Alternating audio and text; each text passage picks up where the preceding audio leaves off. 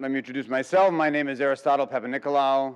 I'm the Archbishop Demetrios Chair in Orthodox Theology and Culture, and I'm Professor of Theology in the Theology Department, and I am co-director with my colleague and friend George Dimakopoulos of the Orthodox Christian Studies Center. We are so very pleased to have you all with us tonight for a very wonderful evening and what has been a very wonderful conference. My role is very minimal, and I immediately want to introduce the president of Fordham University, Father Joseph M. McShane of the Society of Jesus. Thank you very much.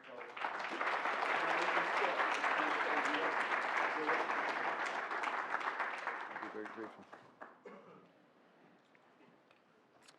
Welcome to all of you. It's a great honor to have you all here, and if you don't mind my saying, it's an especially great honor to have the two archbishops with us this evening. I can't tell you how honored we are that you're here, both of you. Although I want to start by saying, Telly said that that's the only prayer. This is the first time I've ever been in a gathering where a Greek prayer was that brief. You've raised, the art of prayer to a fine art, and I know that especially from Archbishop Demetrios. And normally it's we, who are short with God and long with bankers, but it's quite different. My favorite prayer is the end of Compline, and I frequently use it when I'm asked to end a dinner. And I tell people to settle in, it's going to be a long night, and they groan. And you know the end of Compline. May the Lord grant us a quiet night and a perfect end. Amen. And they can't believe their good luck, especially with the Jesuit. We can't stop speaking. I want to begin not by introducing the former Archbishop of Canterbury. You're in line, but I'm going to ask my dear friend, His Eminence Archbishop Demetrios, if he would come forward and join us up here. Your Eminence, absolutely you. He was stunned by Telly's prayer.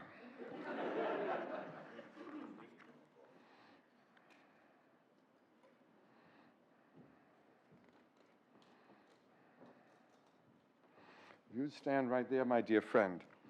On this happy occasion, many of you know, certainly all those who are Greek know, that Archbishop Demetrios offered his resignation to His All Holiness about a month ago, and therefore his tenure as the Archbishop of the Americas has come to an end, and his successor is about to be enthroned.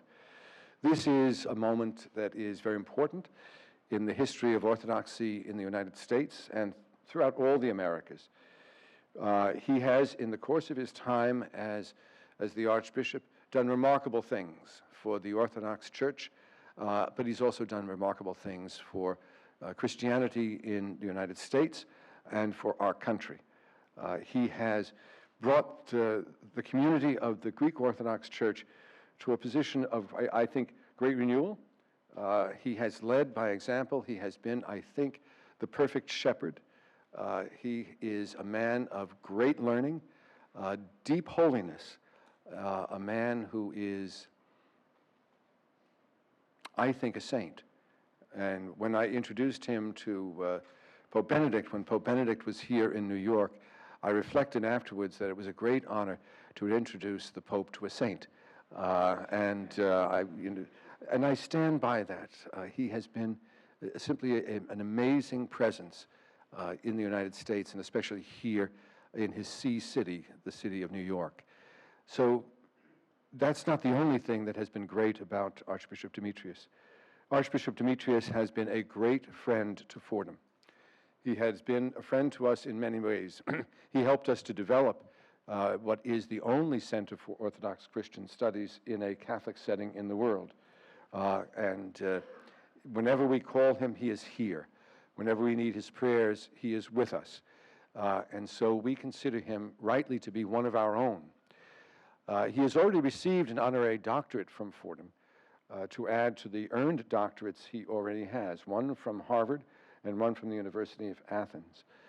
But because this is such a momentous occasion and moment for us at Fordham and for the church, I wanted to make sure that we marked it in an appropriate way. And so without his knowledge, because if he knew, he wouldn't have shown, I know that, it's his way, he will bat away anything that seems to be an honor, because he's a man of true humility.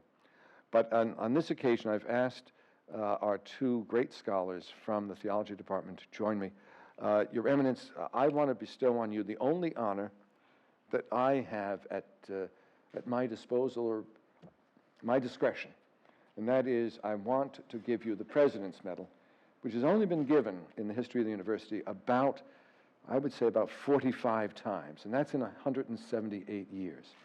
That's how highly we think of you, how deeply we love you, and how much we're going to miss you. So, Telly, if you would be so kind.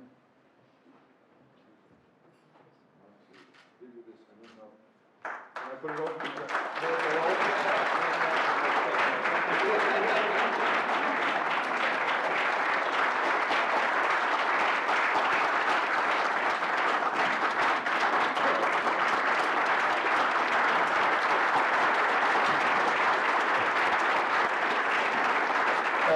And I would only say what I forgot to say, axios. Axios. Axios.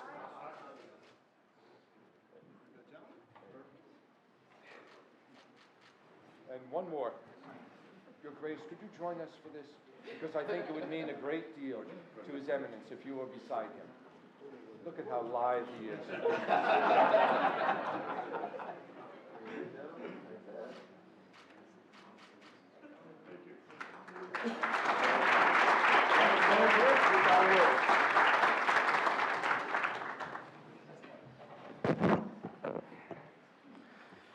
This is a big surprise.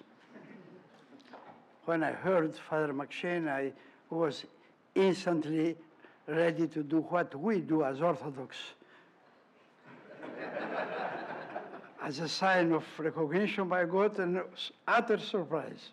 So I thank you, and this coming from a beloved, highly respected and wonderful friend like Father McShane, an admired friend too, it's quite a situation for me. I must tell you, I don't know what to say and what to do. But for me, this is a tremendous kind of a gift, and knowing that Father McShane is a person of truth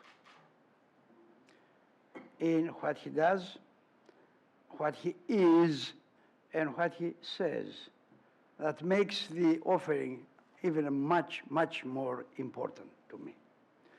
Living in a post-truth time, to have something coming from someone who represents the beautiful saying of St. Paul in the original, alithevondes en agapi, saying the truth and being truthful in love, expressed in vivid way by Father McShane, makes me even much more humiliated. I would like to say this term here, not humble, humiliated by receiving this kind of tremendous recognition.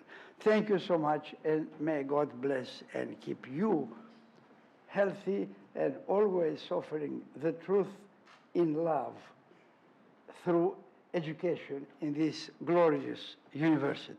Thank you.